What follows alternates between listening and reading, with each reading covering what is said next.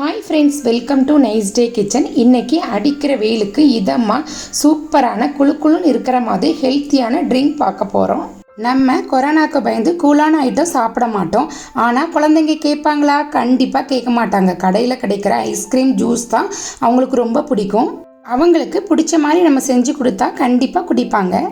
ஒரு டம்ளர் குடிச்சிட்டு once more கேட்பாங்க. அவ்வளோ டேஸ்டியாக இருக்கும். இந்த நொங்கு பால் எப்படி செய்கிறதுன்னு பார்க்கலாம். ஃபஸ்ட்டு 6 நொங்கு எடுத்துக்கோங்க. இளம் நொங்காக இருக்கணும்.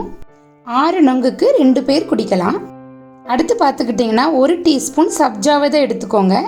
சப்ஜா விதையை அரை மணி நேரம் தண்ணியில் ஊற வச்சுருங்க. இதே மாதிரி நல்லா ஊறிடணும். நொங்கு மேலே இருக்கிற தோலெல்லாம் எடுத்துருங்க. தோலெல்லாம் எடுத்தாச்சு. நொங்கை இதே மாதிரி நல்லா மசிச்சிருங்க.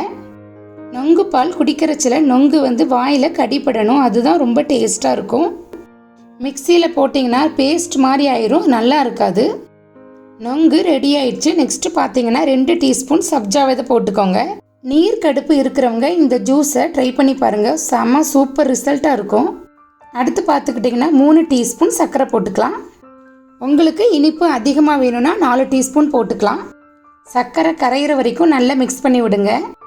1/2 லிட்டர் பால் எடுத்து நல்லா காய்ச்சி ஆற வச்சு ஃப்ரிட்ஜில் ஒரு 1/2 hour வச்சுருங்க. அடுத்து பார்த்துக்கிட்டிங்கன்னா பால் மிக்ஸ் பண்ணிக்கலாம்.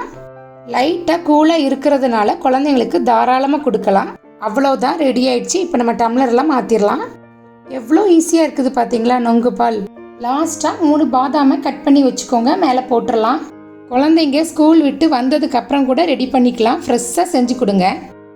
இந்த வீடியோ பிடிச்சிருந்தா லைக் பண்ணுங்கள், ஷேர் பண்ணுங்கள், மறக்காமல் சப்ஸ்கிரைப் பண்ணிடுங்க. தேங்க்ஸ் ஃபார் வாட்சிங்.